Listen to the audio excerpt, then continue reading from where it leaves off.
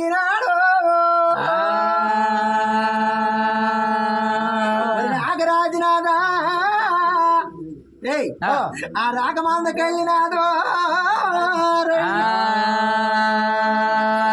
ఎప్పుడైతే రాకమందకెళ్ళి అలాగనా నాయన చూడు కన్నాడు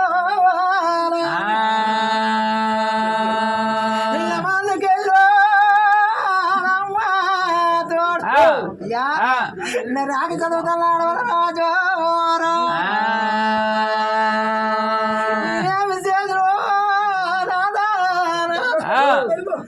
మనగలాగిపోయినా నా రాదు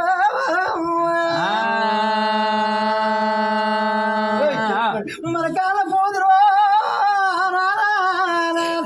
అయినా మనకు ఆదుకో చూసినావో చల్లబడే అడు అరవ జరిగినాడు అటువంటి రేఖ రాసి అద్దె మధ్య రాత్రి పురాత్రి కలయ గాంధాత్రి అట్టుండి ఇట్టుండి నాడుదాము నడరాత్రి పొద్దుడు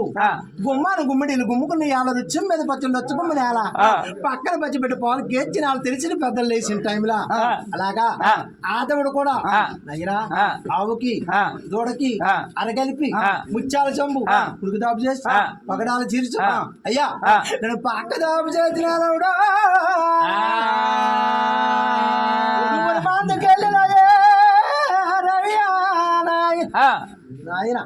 ஒரு கோவில்